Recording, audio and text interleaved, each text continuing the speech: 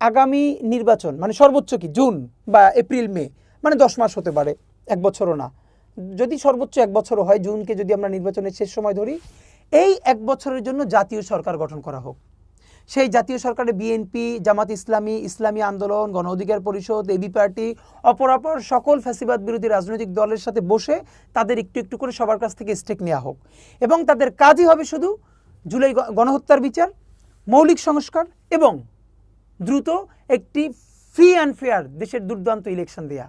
এবং এই জন্য জাতীয় একটা সরকার এখনও গঠনের মতো আমি মনে করি অবস্থা আছে, এবং এটা করা উচিত। আমরা স্পষ্ট দেখতে পাচ্ছি এমন একটা অবস্থার দিকে যাওয়া হচ্ছে যাতে জুলাই ঘোষণাপত্র না হতে হয়, এবং চক্ষু বন্ধ করে বলা যায় জুলাই ঘোষণাপত্র যাতে না হয় এই জন্য সবথেকে বেশি সরব থাকার কথা 1 নম্বরে দিল্লি, 2 নম্বরে আওয়ামী লীগ।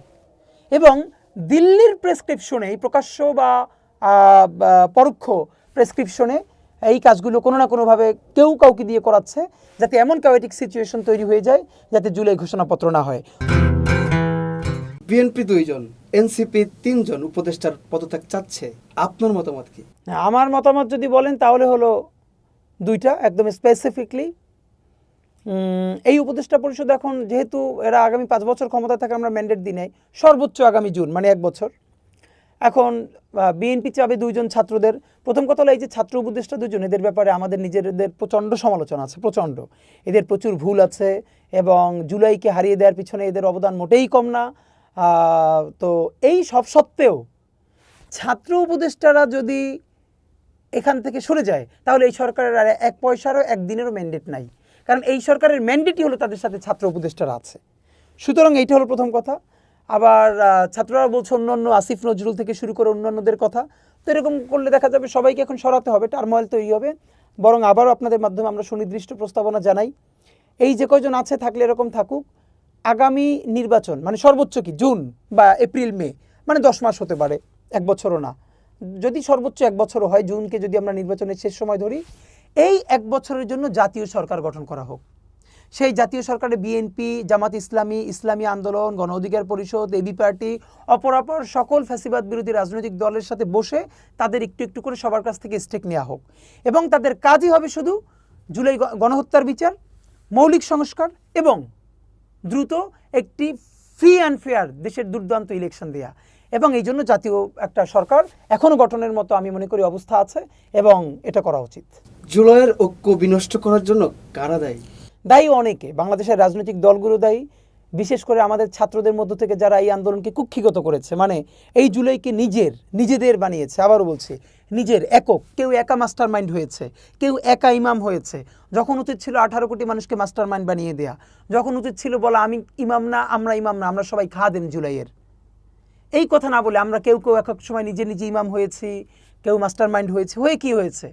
এখন যখন তারা বিপদে পড়ছে তখন অমুক দলকে ফোন দিচ্ছে, 20 জন লোক দেন, অমুক দলকে 50 জন। কেন তোমরা এত মাস্টার মাইন্ড, তো এখন তুমি এরে ওরে ফোন দাও কেন?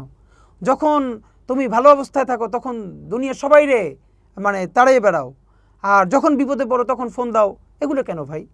জুলাইয়ের মালিকানা বাংলাদেশের সবাইকে ভাগ করে দিতে হবে। এবং এই জুলাইয়ে যা হয়েছে, এই জুলাইকে ধরে আমরা যদি একটা নতুন রাষ্ট্র নির্মাণের, এই 1 বছর হয়ে যাবে না, কিন্তু সেই নির্মাণের জার্নিটা শুরু করতে না পারি, আগামী 200 বছরেও বাংলাদেশ আর সেই সুযোগ পাবে না। 1857 সালের সিপাহী বিপ্লবে আমরা হেরে যাওয়ার পরে সেই আমাদের 100 বছর আরও গোলামি, শুধু গোলামি না, আমাদের উপরে কচুকাটা করা হয়েছে। জুলাই হেরে গেলে বাংলাদেশ হেরে যাবে, সুতরাং এই দায় সবাইকে নিতে হবে। সেনাপ্রধানের সাম্প্রতিক বক্তব্যকে কিভাবে দেখছেন? সাম্প্রতিক বক্তব্য বলতে সেনাপ্রধানের আমি যেটা দেখেছি, উনি নির্বাচন নিয়ে কথা বলেছেন। এমনিতে তো স্বাভাবিকভাবে সেনাবাহিনীর বিভিন্ন কনসার্ন থাকবে দেশের নিরাপত্তা স্থিতিশীলতা নিয়ে, কিন্তু অফিসিয়ালি নির্বাচন নিয়ে ওনার এভাবে বক্তব্যটা আমার তরফে ভালো লাগে নাই। বরং তাতে যেটা জনমনে প্রশ্ন হচ্ছে যে প্রধান উপদেষ্টার অফিস বা সরকার থেকে বলা হচ্ছে একটা এপ্রিল মে জুন, আর তারা বলছেন এটা, তো এটা তো কি তাহলে রাষ্ট্র ঠিকমতো ফাংশন করছে না, এইটা দেখিয়ে দেওয়ার একটা প্রক্রিয়া। তো সেনাবাহিনী যত শক্তিশালী প্রতিষ্ঠান হোক, তার তো তিনি হচ্ছেন এই রাষ্ট্র থেকে মৌলিক জায়গা থেকে যে ডিসিশন আসবে এটাকে বাস্তবায়ন করতে হবে। প্রয়োজনের মধ্যে সে নেগোসিয়েশন তো অলওয়েজ করবেই, কিন্তু একদম সরাসরি নির্বাচন নিয়ে তার এই বক্তব্যটা হলে তো ওই যে আমি যেটা আগে বলেছিলাম যে রাষ্ট্রে আরো একটু করে ইন্টারফেয়ার করা, এটা তো ভালো না, মানে সুন্দর লাগছে না। বিএনপি কেন ভারতের ফাঁদে পা দিচ্ছে? না, এটা তো আসলে ধরেন আপনি বললেন যে বিএনপি কেন ভারতের ফাঁদে পা দিচ্ছে, এই প্রশ্ন তো এটাও হতে পারে। জামাত কেন ভারতের ফাঁদে পা দিচ্ছে, আরও রিলেভেন্ট প্রশ্ন হতে পারে এনসিপি কেন ভারতের ফাঁদে পা দিচ্ছে। বাংলাদেশের জিওপলিটিক্যাল লোকেশন সব কিছু নিয়ে এখানে ভারতকে অস্বীকার করা না, আমরা বলেছি ভারতকে আমরা বন্ধু হিসেবে দেখতে চাই, প্রভু হিসেবে না, ভালো প্রতিবেশী, কখনো প্রভু না। তো বরং যেটা মুশকিল সেটা হলো সবারই প্ল্যান, কেউ এখানে ভিশনারি নাই। আমাদের আফসোসটা হলো বাংলাদেশে কোনো ভিশনারি রাজনীতিবিদ নাই। সবাই সর্বোচ্চ নেক্সট 5 ইয়ার্স চিন্তা করতে পারে, নেক্সট 50 ইয়ার্স কারো মাথায় আসে না। তো কীভাবে চললে আগামী 5 বছর আমার ক্ষমতাটা সুসংহত করা যায়, তাতে যদি ভারতের সাথে দিন দরবার করে হয়, ওকে ঠিক আছে, কিন্তু সেই ক্ষমতাটা এই 5 বছরের জন্য আসলে 5 বছর তো দূরের কথা, হয়তো 3 বছরই আর সে ক্ষমতাটা রাখতে পারবে কিনা এই বোঝাপড়া তার নাই। এটা বাংলাদেশের সকল দলের, একক কোনো দল না, সকল দলের ক্ষেত্রে।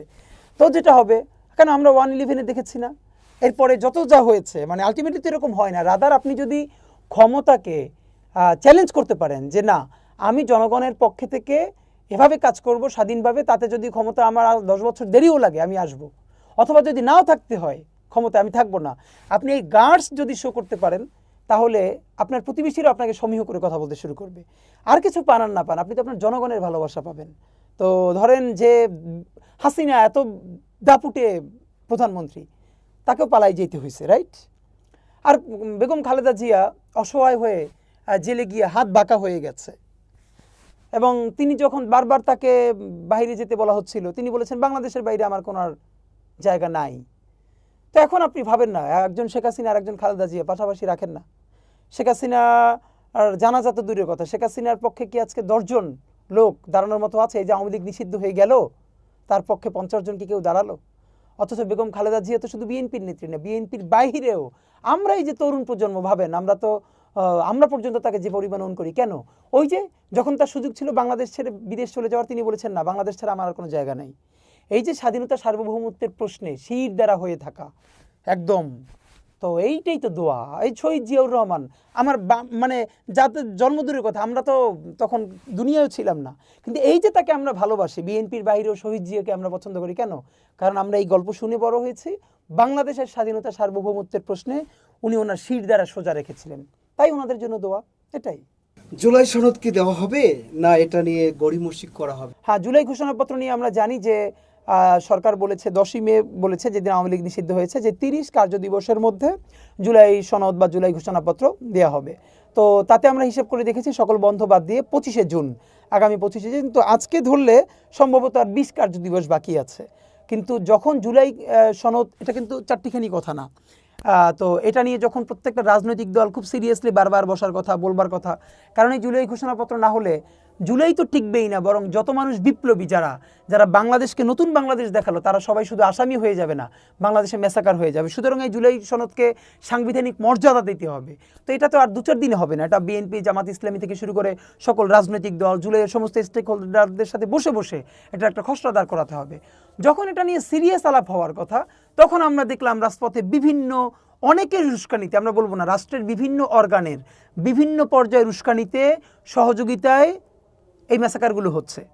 এবং আমরা স্পষ্ট দেখতে পাচ্ছি এমন একটা অবস্থার দিকে যাওয়া হচ্ছে যাতে জুলাই ঘোষণাপত্র না হতে হয়।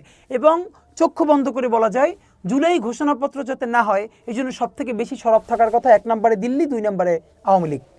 এবং দিল্লির প্রেসক্রিপশনে, প্রকাশ্য বা পরোক্ষ প্রেসক্রিপশনে এই কাজগুলো কোনো না কোনোভাবে কেউ কাউকে দিয়ে করাচ্ছে, যাতে এমন কায়োটিক সিচুয়েশন তৈরি হয়ে যায় যাতে জুলাই ঘোষণাপত্র না হয়। তো জুলাই ঘোষণাপত্র না হয়, আমরাও বলি নির্বাচন আপনারা যে যা বলেন এগুলো সব লাগবে আমাদের, জুলাই ঘোষণাপত্রের আগে এগুলো হতে দেওয়া হবে না। তাতে সব রাজনৈতিক দলও যদি নির্বাচন বলে জয় করে, আমরা ইনশাল্লাহ জনগণ নিয়ে আমরা দাঁড়াবো।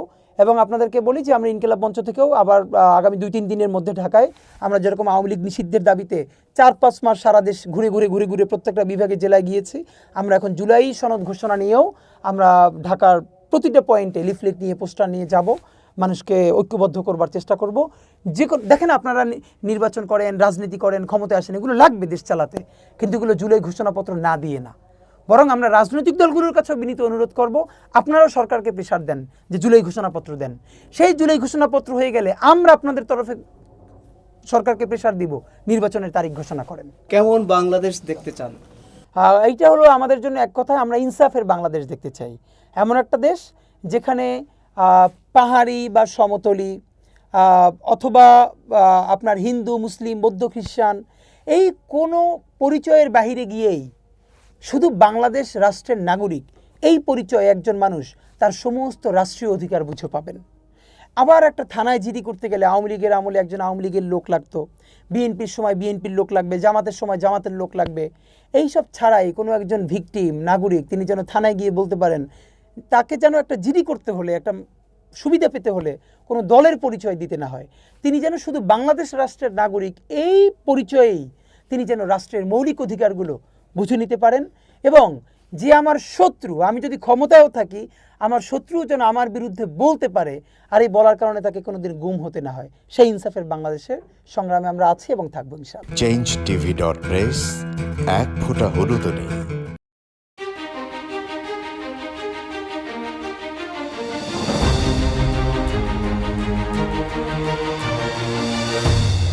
পহেলা জানুয়ারি 2026 ইউটিউব জার্নালিজমের অগ্রদূত changetv.press সংগ্রাম মুখর 7 বছর পেরিয়ে পা দেবে গৌরবান্বিত 8 বছরে। এই আনন্দ প্রহরে সবাইকে নিরন্তর শুভেচ্ছা। চেঞ্জ টিভি সবচেয়ে বড় নামটা সুন্দর, চেঞ্জ নামটা সুন্দর। হলুদ সাংবাদিকতা নয়, ট্রু জার্নালিজম এবং একটা চেঞ্জ। এবং মানে একটা কথা আছে, if you want to change the world we have to change yourself. এবং চেঞ্জটাই হচ্ছে মূল জিনিস, আমরা আমাদের সামনে রাখতে হবে।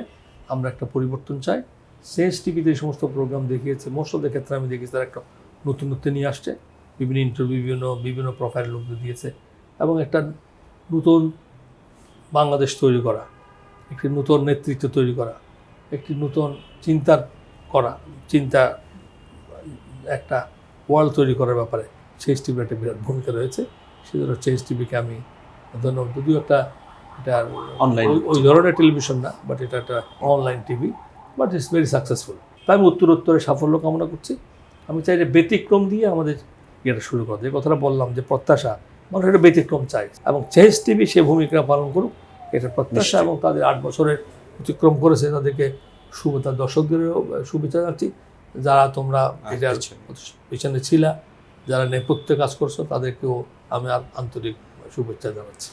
changetv.press এক ফোঁটা হলুদও নেই।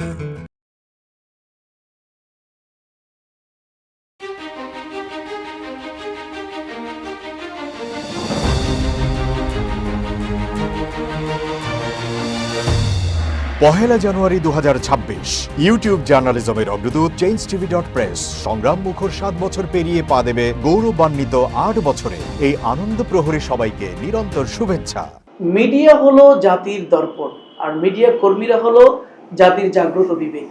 যখন মিডিয়া কর্মী এবং মিডিয়াগুলো যখন জাতির দর্পণ এবং জাতির বিবেক হিসেবে যখন কাজ করে, তখন কিন্তু একটা জাতি সঠিক পথে পরিচালিত হয়। সেক্ষেত্রে চেঞ্জ টিভি আজকে দীর্ঘ 7 বছরের পথ চলায় সবসময় জাতির বিবেক এবং দর্পণ হিসেবে তারা কাজ করে যাচ্ছে।